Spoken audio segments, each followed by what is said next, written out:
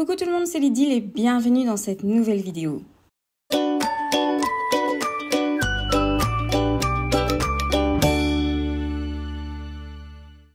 Aujourd'hui, je vous propose une vidéo pour Zibuline et je vous propose de découvrir en fait les petites nouveautés que j'ai reçues.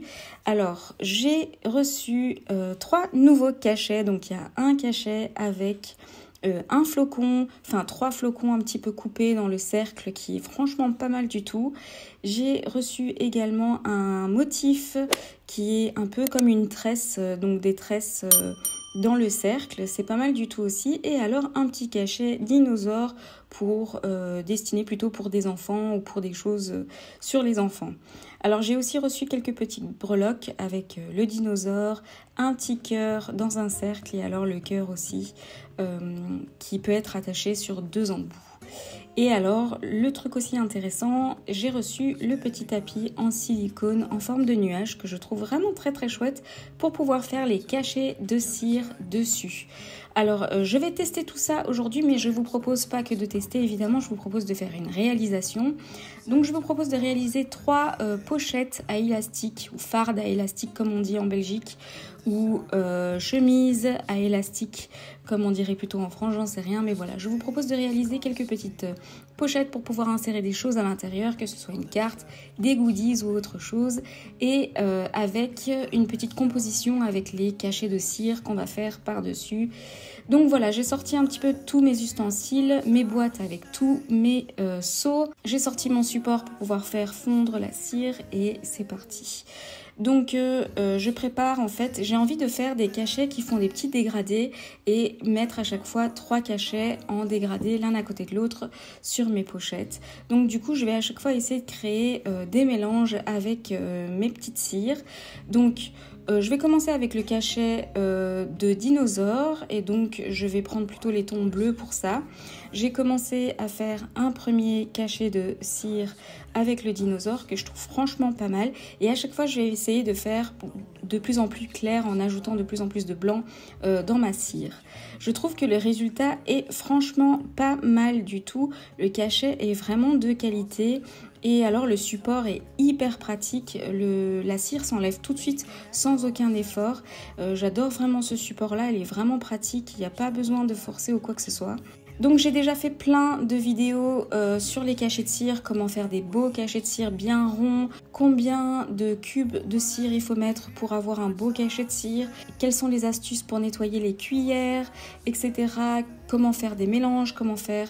Enfin voilà, j'ai créé une playlist sur ma chaîne YouTube qui s'appelle Cachet de cire. Je vous la mets en haut à droite et il y a également le lien dans la description de ma vidéo. Donc si vous voulez avoir plus d'astuces, plein d'idées à utiliser ces cachets de cire, etc. n'hésitez pas à aller voir cette playlist qui va vous donner vraiment plein d'idées.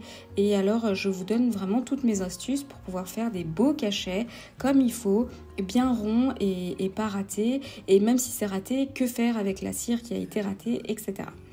Donc ensuite, une fois que j'ai fait mes 3 cachets sur le petit dinosaure, j'ai décidé de faire le cachet de ce motif tressé avec du rose. Donc j'ai fait du rose de plus en plus rose.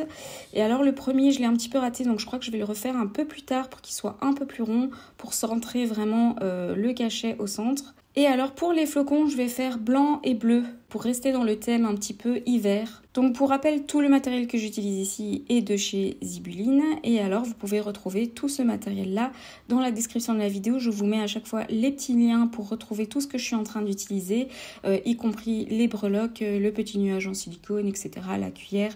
Donc voilà, n'hésitez pas à aller voir cette description qui est assez complète.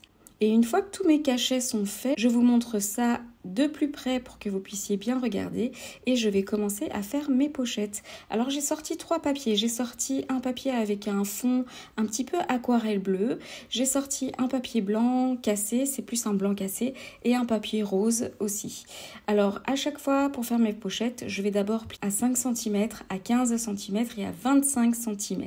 Ensuite je tourne la feuille dans l'autre sens et je vais ensuite plié à 5 cm, ensuite à 20 cm et ensuite à 25 cm.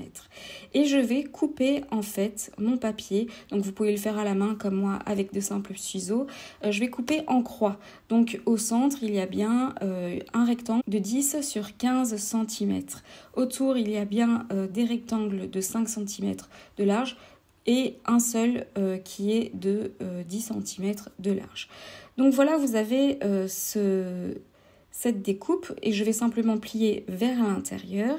Si jamais vous sentez que les plis sont trop rapprochés, vous pouvez essayer de raccourcir les languettes un tout petit peu plus pour que la pliure se fasse de manière plus naturelle.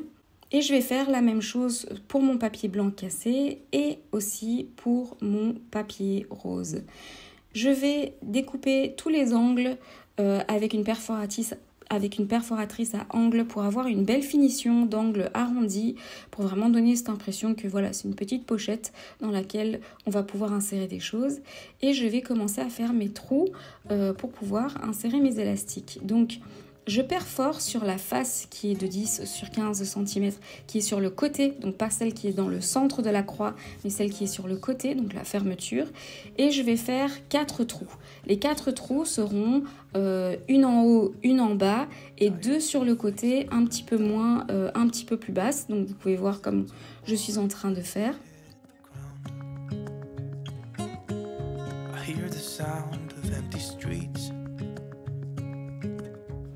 Donc je mesure pour que mes trous soient plus ou moins centrés à égale distance du bord, etc. Ça c'est vraiment à vous d'estimer où est-ce que vous voulez mettre, où est-ce que vous voulez faire les trous. Et je vais mettre aussi des œillets. Pourquoi? Parce que les élastiques vont beaucoup bouger, s'étirer, puisqu'à chaque fois on va retourner les élastiques pour fermer la pochette. Donc pour éviter de déchirer le papier, on va mettre des œillets. Et ensuite, je vais glisser mon élastique. Donc, je pars de l'intérieur de ma pochette, je sors vers l'extérieur, je re-rentre vers l'intérieur, je traverse et je fais la même chose de l'autre côté. Les nœuds seront à l'intérieur de ma pochette. Alors, avant de faire les petits nœuds, j'insère mes petites breloques. Donc, c'est aussi à vous d'insérer des petites breloques, des petits titres, etc. dans les élastiques. Vous pouvez aussi utiliser les cachets comme breloques en faisant un trou dans les cachets de cire et les insérer dans l'élastique. Ça peut être aussi une idée de petites breloques.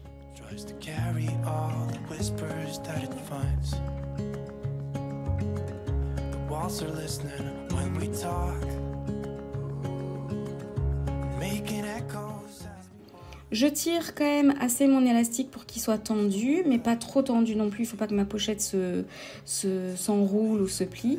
Et je vais faire mon petit nœud. Et voilà pour le premier, le petit résultat du premier. Je vais commencer à centrer mes cachets.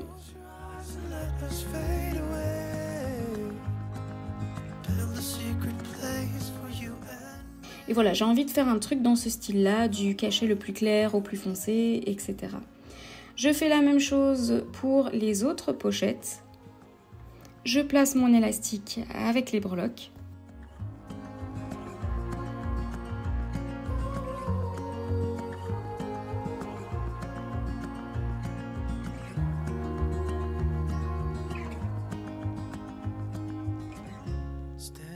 Et alors j'ai envie de rajouter un petit peu de brillance là-dedans. Donc pour la pochette qui est blanc cassé, j'ai décidé de partir du dessous des cachets des dinosaures et de faire des lignes avec de la colle pour pouvoir mettre par-dessus du papier miroir argenté ici. Donc c'est des feuilles, c'est comme des feuilles d'or mais en argenté.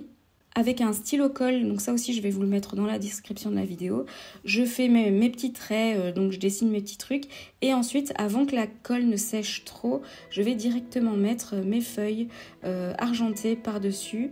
Avec un pinceau, je vais simplement frotter pour balayer en fait le surplus de feuilles. Et les feuilles vont s'accrocher en fait sur ma colle. J'enlève le surplus et voilà le résultat. Ma petite brillance est faite et ça me permet de faire un petit fond assez original.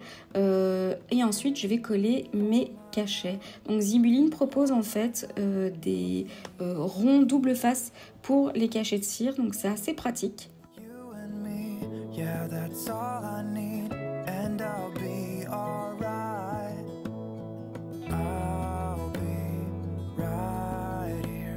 Swear that will stay here with you. Hold me closer.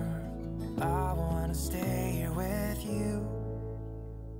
All that we have is each other now. I promise I won't leave your side. Je vais coller aussi mes cachets de cire avec les flocons. Donc là, je décide de mettre le blanc au centre et les bleus sur les extrémités en haut et à droite.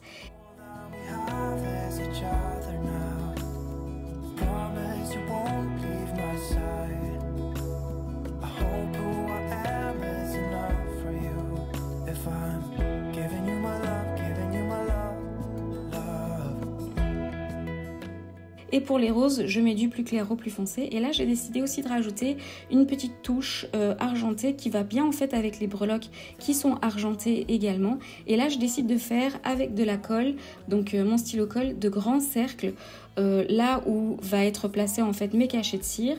Et ensuite, je passe avec les feuilles argentées bien sur la colle. Je frotte avec mon pinceau et j'enlève ensuite le surplus.